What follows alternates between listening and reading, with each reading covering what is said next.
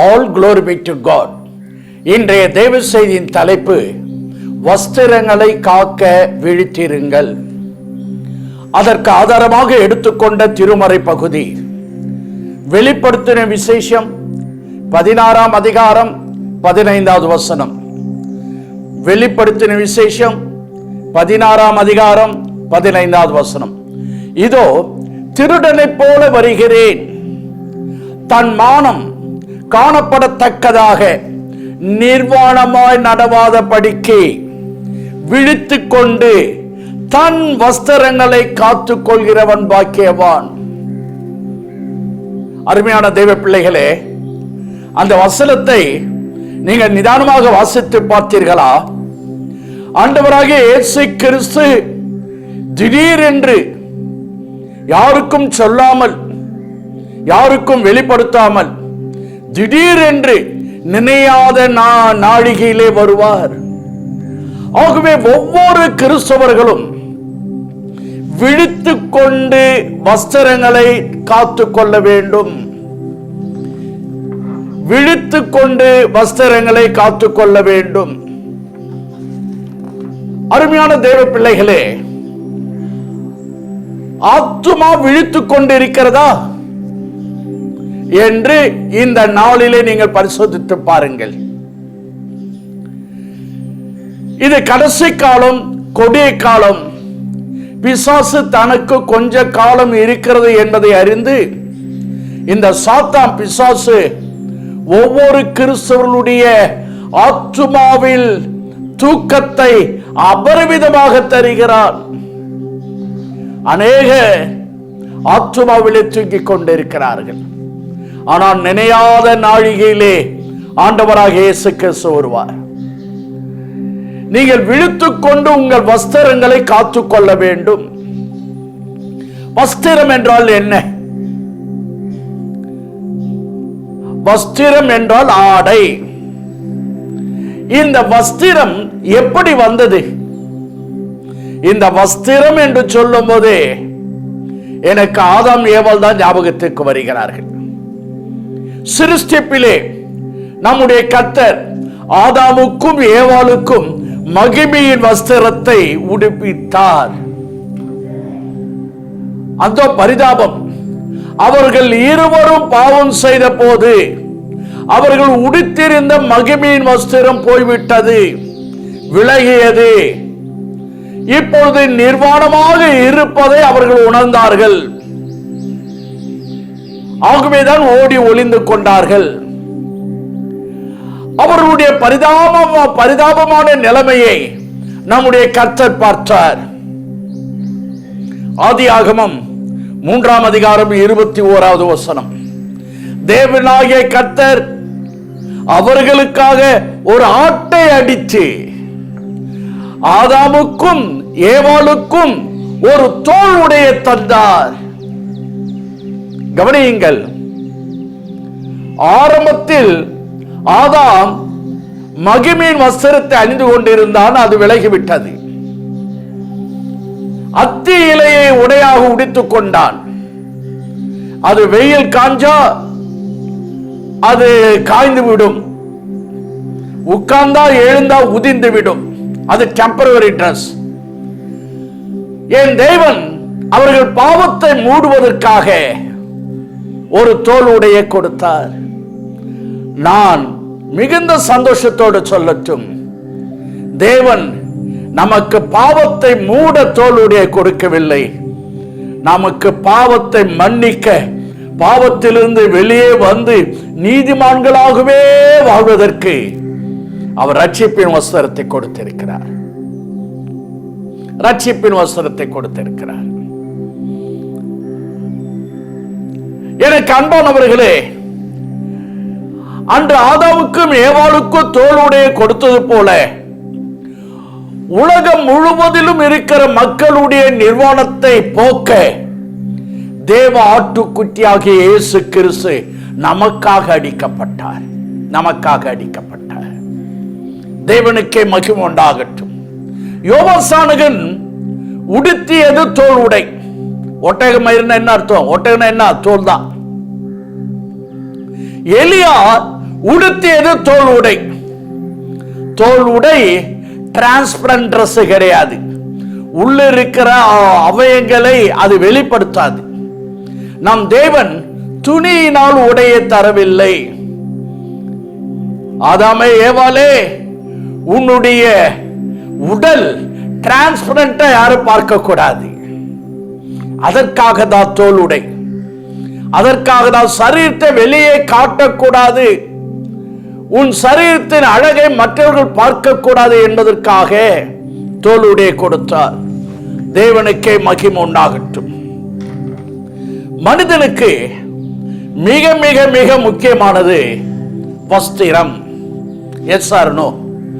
ஒரு பழமொழி சொல்லுவாங்க, ஆள் பாதி ஆட பாதி.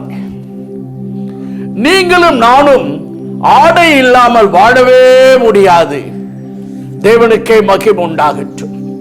ஆடை மிக மிக மிக முக்கியம்.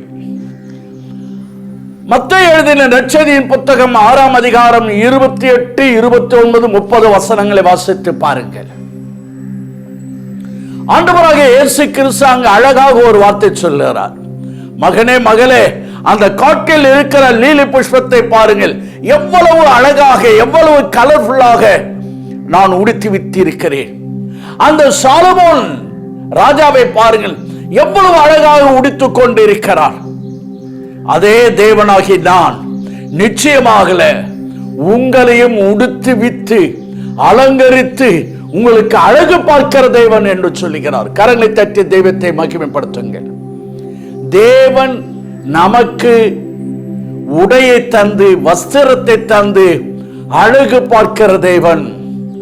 வஸ்திரத்தை கொடுத்து உடுத்தி விக்கிற தேவன். அல்லேலூயா. யாத்திராகமம் 32ஆம் அதிகாரம் 25வது வசனத்தை வாசித்து பாருங்கள். ஒரு முறை பக்தனாகிய மோசே மலையின் மீது ஏறினார். 40 நாள் மலையிலே உணவு உட்கொள்ளாமல் தேவனோடு கூட சஞ்சரித்து பேசிக் கொண்டிருக்கிறார். 40 நாட்களுக்கு பிறகு அந்த மலையிலிருந்து கீழே இறங்கி வருகிறார். மலையின் அடிவாரத்திலே இந்த ஆரோன் ஜனங்களை விக்கிரக ஆராதனைக்கு நேராக நடத்தினான். விக்கிரக ஆராதனைக்கு நடத்தினான். யாத்திராகமம் 32ஆம் அதிகாரம் 25வது வசனம் என்ன சொல்லுகிறது தெரியுமா? அவர்களை ஆரோன் நிர்வாணப்படுத்தினான். எனக்கு பிரியமானவர்களே, சாத்தானின் ஒரு ஆராதனை ஒவ்வொரு மனிதனையும் நிர்வாணப்படுத்துவது. சாத்தானுடைய விக்கிரக ஆராதனை ஒவ்வொரு மனிதனையும் நிர்வாணப்படுத்துவது, உடை இல்லாமல் மாற்றுவது. ஆனால் தேவனோ நம் வாழ்க்கையிலே உடையை உடுத்தி அழகு பார்க்கிற தேவன். தேவனோ உடுத்தி விக்கிறவர். தேவனுக்கே மகிமை உண்டாகட்டும். பரிசுத்த லூக்கா எழுதின நற்செய்தியின் புத்தகம் 15ஆம் அதிகாரம் 22வது வசனத்தை வாசித்து பாருங்கள். ஒரு தகப்பனுக்கு 2 குமாரர்கள். மூத்தவன் தகப்பனோடு இருக்கிறான். இளையவன் அவனுடைய பாகத்தை பிரித்துக் கொண்டு, சொத்துக்களை வாங்கிக் கொண்டு, பணத்தை வாங்கிக் கொண்டு வீட்டை விட்டு, தகப்பனை விட்டு தூர தேசத்துக்கு போனான். வீணாக பாவத்திற்கு அவன் செலவு செய்தான். பன்றிகளை மேய்த்துக் கொண்டிருக்கிறான். ஒரு நாள் புத்தி தெளிந்தது. அவன் அந்த பன்றி கூட்டத்தை விட்டு விட்டு தகப்பன் வீட்டை நோக்கி வருகிறான். வீட்டுக்கு திரும்பி இளைய மகன் வருவதை கண்ட தகப்பன் ஓடினார். கட்டி பிடித்தார், முத்தம் தந்தார். இது எதை குறிக்கிறது? டீப் ரிலேஷன்ஷிப், நெருங்கிய ஒரு ஐக்கியத்தை குறிக்கிறது. ஓடினார், கட்டி பிடித்தார், முத்தம் கொடுத்தார். அதோடு நிறுத்தி விட்டாரா? இல்லை, இல்லை. பாசம் நிறைந்த தகப்பன் சொல்லுகிறார், இந்த பழைய வஸ்திரங்களை கழற்றி போடுங்கள், உயர்ந்த வஸ்திரத்தை உடுத்தி வையுங்கள். தகப்பன் தன் வீட்டுக்கு வந்த, தன் இடத்தில் வந்த மகனுக்கு உயர்ந்த வஸ்திரத்தை கொடுத்தார். நான் இந்த வேத பகுதியை வேற ஒரு மொழிபெயர்ப்பில் வாசித்து பார்த்தேன். ராயல் டிரெஸ் கொடுத்தார். Royal dress. நாம் இயேசுவின் பிள்ளையானால் நம் தகப்பன் உங்களுக்கும் எனக்கும் ராயல் டிரெஸ் கொடுக்க வல்லமை உள்ளவராக இருக்கிறார். நாம் யார்? அவர் ராஜாதி ராஜா, நான் ராஜகுமாரர்கள், நீங்கள் ராஜகுமார்த்திகள். நம் தேவன் நம்முடைய தோற்றத்தையே மாற்றி விடுகிறார். தோற்றத்தையே மாற்றி விடுகிறார். நான் ஒன்று சொல்லட்டுமா? தேவ சபை, தேவ வீடு, அப்பாவின் வீடு கல்யாண வீட்டை பார்க்க மேன்மையான வீடு. கல்யாண வீட்டை பார்க்க மேன்மையான வீடு. நீட்ட டிரெஸ் பண்ணி ஆலயத்துக்கு வர வேண்டும். ஆலயம் வரும்போது நீங்க ராயல் டிரெஸ் அணிந்து கொண்டு வாருங்கள். கர்த்தர் கொடுத்திருக்கிறார் அல்லவா? நீங்களும் நானும் தோற்றத்திலே ராஜகுமார்த்தியாக, ராஜகுமாரர்களாக நாம் பிரதிபலிக்க வேண்டும். இந்த இளையகுமாரன் இதற்கு முன்பு என்ன டிரெஸ் போட்டு இருந்தான்? யோசித்து பாருங்க. பன்றி மேய்க்கருடைய டிரெஸ் போட்டு இருந்தான். அதாவது அரைக்கால் சட்டை, அரைக்கால் ட்ரவுசர், அரைக்கை பனியன். அப்பா பார்த்தாரு, உனக்கு ட்ரவுசர் வேண்டாம், அந்த அரைக்கை சட்டை வேண்டாம், நீ என் வீட்டுக்கு வந்துட்ட, அப்பா கிட்ட வந்துட்ட, உனக்கு ராயல் டிரெஸ் கொடுக்கிறேன். இது உன் வாழ்க்கை மாற்றும். நீ பன்றி மேய்ப்பவன் அல்ல, நீ அப்பாவனுடைய மகன். இனி அவனுடைய பழைய ஜீவித்தில் அவன் வாழக்கூடாது, பழைய ஜீவித்தில் இருக்கக்கூடாது. Royal dress. Royal dress means dignity. Royal dress means honour. தேவன் இடத்திற்கு வந்துட்டா, தேவன் அப்பாவாக ஏற்றுக்கொண்டா, உங்களுக்கு ராயல் டிரெஸ் கொடுக்க வல்லமை உள்ளவராக இருக்கிறார். இதை நீங்க காத்துக்கொள்ள வேண்டும். பிரியமானவர்களே, ஒரு மனிதன் உடுத்தும் டிரெஸ் வைத்துக் கொண்டே அந்த மனிதனை ஈஸியா நம்ம அடையாளம் காணலாம். இவன் எங்க வேலை செய்யறான், இவன் எந்த கம்பெனியில வேலை செய்யறான், இவனுடைய மென்டாலிட்டி, கேரக்டர் ஈஸியா டிரெஸ் பார்த்து நம்ம கண்டுபிடிக்கலாம். எப்படி பாஸ்டர் சொல்றீங்க? உங்க டிரெஸ் தான் உங்க ஜீவியத்தின் சுபாவத்தை பிரதிபலிக்கிறது, வெளிப்படுத்துகிறது. உங்க டிரெஸ் தான். 2 ராஜாக்கள் முதல் அதிகாரம் 6வது வசனம் 7வது வசனத்தை வாசித்து பாருங்கள். ஒரு முறை ஒரு வேலைக்காரன் ராஜாவை பார்த்து, ராஜா ராஜா, நான் பாகால் சேபியிடத்திலே விசாரிக்கும்படி போனேன்.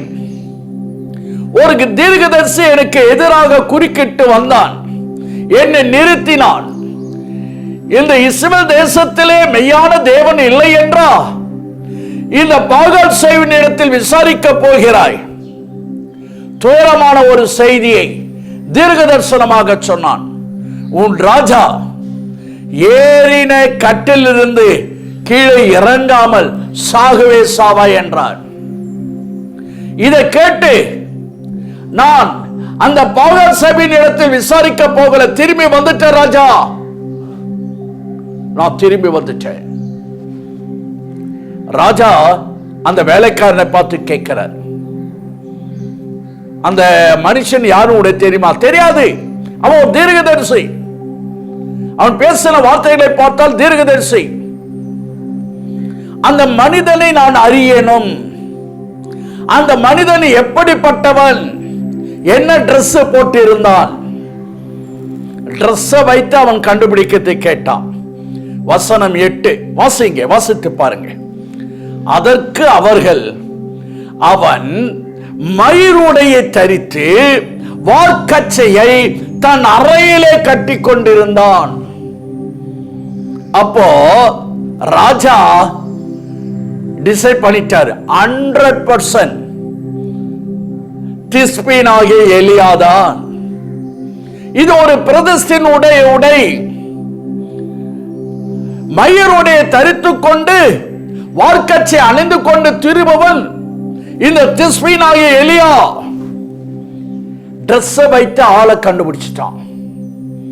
அதுபோல நீங்கள் ஒவ்வொருவரும் தகுதியான டிரெஸ் அணியணும். பிரியமானவர்களே, தகுதியான டிரெஸ் அணியணும். 1 தீமோத்தேயுவின் புத்தகம் 2ஆம் அதிகாரம் 10வது வசனம் வாசித்து பாருங்க தயவு செய்து. 1 தீமோத்தேயு 2:10. தகுதியான வஸ்திரத்தை உடுத்திக் கொள்ளுங்கள். பேங்க்ல, காவல்துறையில, ஏர்போர்ட்ஸ்ல, ஷிப்ல, மருத்துவத்துறையில, கோர்ட்ல பணிபுரிவர்களுக்கு அதுக்கேற்ற ட்ரெஸ் இருக்கு. அந்த ட்ரெஸ்ஸை பார்த்தா கண்டுபிடிச்சிடலாம். இவர் வக்கீலு, இவர் டாக்டர், இவர் மிலிட்டரி மேன், இவர் ஏர்போர்ட்ஸ்ல இருக்கிறாரு, இவர் ஷிப்ல வேலை செய்யறாரு, இவர் பேங்க்ல வேலை செய்யறாரு. ஈஸியா கண்டுபிடிக்கலாம். அவர்களுக்கு ஏற்ற துறைக்கு ஏற்ற உடையை அவர்கள் அணிந்து கொண்டு வாழ்கிறார்கள். அதை போல ஒவ்வொரு விசுவாசியும் ஒவ்வொரு ஊழியக்காரனும் தகுதியான வஸ்திரத்தை உடுத்திக் கொண்டு இந்த காலகட்டத்தில் வாழ வேண்டும். நான் துயரத்தோடு ஒரு வார்த்தை சொல்லட்டுமா? இந்த நாட்களிலே அநேக விசுவாசி குடும்பங்கள் தாறுமாறாக உடையை உடுத்தி இருப்பதை கண்டு நான் மிகவும் வேதனை அடைகிறேன்.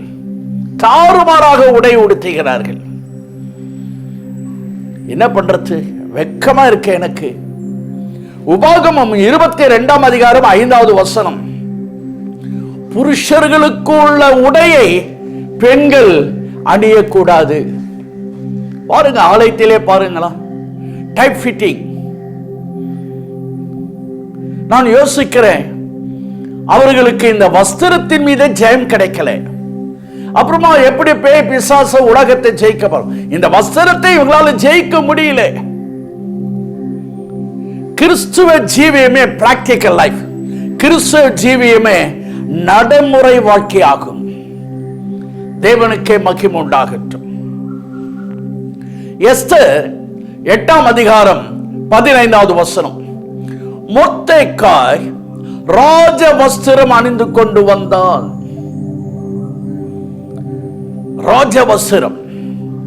ராஜவஸ்திரம் என்பது ஆளுகையை காண்பிக்கிறது. அத்தாரிட்டி, பவர், அதை குறிக்கிறது. எனக்கு பிரியமானவர்களே, மத்தேயு எழுதின நற்செய்தியின் புத்தகம் 16ஆம் அதிகாரம் 17-18 வசனங்களை வாசித்து பாருங்கள். நீங்கள் விசுவாசிகளான போதே உங்களுக்கு அதிகாரமும் வல்லமையை ஆண்டவராகிய இயேசு கிறிஸ்து கொடுத்து விட்டார். ராஜவஸ்திரம். நாம் ராஜாக்கள் அல்லவா?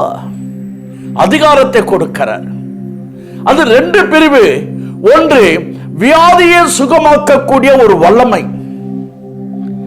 2, பிசாசை துரத்தக்கூடிய ஒரு அதிகாரம். இது நீங்கள் பயன்படுத்துகிறீர்களா? நான் தூரத்தோடு சொல்லட்டுமா? இவர்கள் விசுவாசி என்று சொல்லிக்கொண்டு பேய் பிசாசை பார்த்து பயப்படுவாங்க. கிறிஸ்தவர்களே பேய் பிசாசை வீட்டில் இருக்க கொஞ்சம் ஜெபம் பண்ணணும்னு கூப்பிடுவாங்க. ஆண்டவர் உனக்கு ராஜ வஸ்திரத்தை கொடுத்து இருக்கிறார், ஓடி வரலாமா? பிசாசுக்கு பயப்படலாமா? ராஜ வஸ்திரம் ஆளுகையை குறிக்கிறது, வல்லமையை குறிக்கிறது, அதிகாரத்தை குறிக்கிறது. வேதத்துல 49ஆம் அதிகாரம் 41வது வசனம், பார்வோன் யோசேப்பை பார்த்து, நீ என்னுடைய பவர் ஆஃப் அட்டார்னி. வசனம் 42, மெல்லிய வஸ்திரங்களை யோசேப்புக்கு உடுத்தி வித்தான். மெல்லிய வஸ்திரம். இதுவரை யோசேப்பு அணிந்து கொண்டிருந்த வஸ்திரம் என்ன வஸ்திரம்? கைதியின் வஸ்திரம், சிறைச்சாலையின் வஸ்திரம். இப்ப பார்வோன் கூப்பிட்டு அந்த ட்ரெஸ் எல்லாம் எடுத்து போடு, களைஞ்சி போடு. தகுதியான வஸ்திரம். நம் தேசத்தின் மக்கள் உன்னை பார்க்கும்போது ராஜாவை பார்ப்பதை போல பார்க்க வேண்டும் என்று சொல்லி மெல்லிய வஸ்திரத்தை உடுத்தி விட்டார். மக்கள் யோசேப்பை பார்க்கும்போது, இது நம்ம ராஜா போட்டுக்கிற டிரெஸ் மாதிரி இருக்க என்று, அவனுக்கு அதிகாரம் இருக்கிறது, வல்லமை இருக்கிறது என்று சொல்லி அவனுக்கு எல்லாரும் மரியாதை செலுத்தினார்கள். கர்த்தர் உனக்கு ராஜ வஸ்திரத்தை கொடுத்திருக்கிறார், வல்லமை கொடுத்திருக்கிறார், அதிகாரத்தை கொடுத்திருக்கிறார்.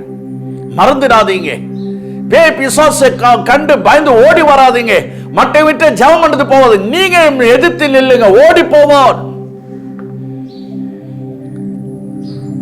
1 ராஜாக்கள் 22ஆம் அதிகாரம். இந்த நான் படிக்கும் போது சிரிச்சேன். 2 ராஜாக்கள் யுத்தத்திற்கு போனார்கள். 1 ராஜாக்கள் 22ஆம் அதிகாரம் 30வது வசனம். அதுல ஒரு ராஜா சொன்னா, நான் ஆர்டினரி சோல்ஜர் மாதிரி ட்ரெஸ் போட்டுக்கிட்டு யுத்த காலத்தில் நின்று நான் யுத்தம் பண்றேன். நீ என் ட்ரெஸ் போட்டுக்கிட்டு என்னுடைய ரதத்தில் ஏறி நீ யுத்தம் பண்ணு. ஓகே. 1 ராஜாக்கள் 22ஆம் அதிகாரம் 31வது வசனம்.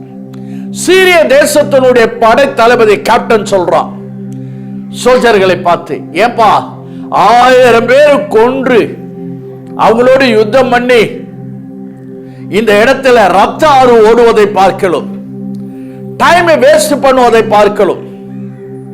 எல்லாரும் என்ன தெரியுமா செய்யலாம்? ராஜாவை போக்கஸ் பண்ணி எல்லாரும் ராஜா கிட்ட சண்டைக்கு போகலாம்.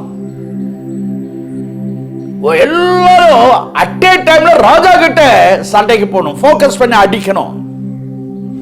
வார் டிக்ளேர் ஆயிட்டது.